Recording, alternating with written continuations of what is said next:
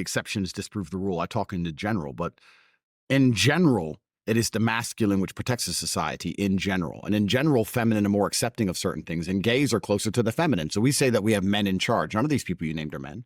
None of them are masculine. There's nothing masculine about them. The true masculine essence is being prepared to die on a hill. And the number one thing we died for since the dawn of human time was our land and our women and our children. That's what we died for. And the reason we were prepared to die for them is because we know we could never be assimilated into another tribe. If there was another tribe on the other side of the hill, even if they outnumbered us 10-1, we knew that if they managed to get into the village, we were dead. The women can assimilate into their tribe because the women can join their tribe and have children. The women will be taken. We die. So we're prepared to fight. So the masculine essence, truthfully, is to be able to stand up against an army you know you can't beat and fight to the bitter end. And that's why they don't want anyone masculine in power, because then they can't be influenced. We just talked about those shadow figures making the phone calls. We don't want anyone who sends there like Trump and says, no, I don't care. That's not how this is going to go. So they like weakness. So even the idea of having a man in charge, all these people we just named aren't men. They're homosexual, which brings them pretty much close to girls. And when I say girls, not in a negative, insulting way, I'm trying to explain the feminine mindset of we can assimilate with the enemy more than we must fight and die on this hill with the enemy. And that's why they're doing it all. And you're right. It's certainly a coincidence. And it's also an extremely interesting coincidence that, global homo LGBT, that is the culture of the West now. It's the number one thing you can't insult. You can't go against, you can't degrade, you can burn an American flag before you can burn a pride flag. You'll catch a prison term for that. It's truly the new God. You can insult Jesus all day long, but you can't insult LGBT in a Christian country. And if you look at any of the American embassies in all of their vassal states, the first thing they do is try and push this LGBT insanity. They try and push this global homo everywhere they can to erode the masculine spirit. We talk about how the family is under attack, and it certainly is. There's a lot of ways it's under attack. LGBT is one of them. It's one of the things they use. But, there's a million different ways they've destroyed the nucleus of the cell. I was having this conversation the other day. I was talking to somebody, and we were saying, well, we're talking about men dying on hills, like I just said. It was after my Jesus protest, after I protested, because I was supposed to go to jail for that, because I didn't have a license. I didn't have a permit to protest. I'm on judicial control. I'm supposed to get 6 months mandatory.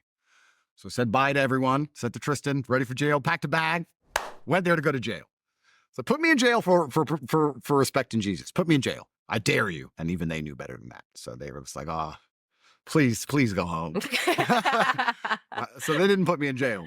But I was ready to do it. And I was talking about dying on a hill. And I was talking to a girl, and she's like, yeah, but men aren't men anymore.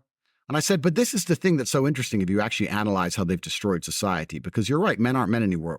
But if you want to talk about dying on hills, you don't just need rich men or famous men. You actually need the common man. You need every man. And most men in my position, especially financially, are not interested in getting in any kind of trouble, right? We're interested in protecting our profits more than we are protecting a particular street or particular society or a particular ideal. Most of the people at my level of wealth just sell out and just bounce. Mm-hmm. So I'm like, you need the common man to be prepared to die on a hill. And that's why certain agendas, like when you talk about this LGBT stuff, or when they talk about, or they show that if you marry a woman and that woman betrays you and she wants the son's penis chopped off, then she's going to win. Or feminism, or all these different things. I tried to explain to her that if a man doesn't feel like he's the king of his own household, why would he feel like he has any duty to protect anything? Right? So we don't even have common men with a woman having a family in a society, and the man feels like he's the head of the house and he feels like he has a duty to defend that house. Even the people the common man and the common woman, when they are getting together, the man doesn't feel like he's the king of the house, so he doesn't feel like he has an obligation to protect it. And then there's a whole bunch of men, a large swath of the population, who don't get any girls at all. And girls are just on social media trying to chase the top 5% of men who are only interested in protecting their profits and nothing else, who are globalist anyway, because they fly all around the world. And we look at Western society as a whole.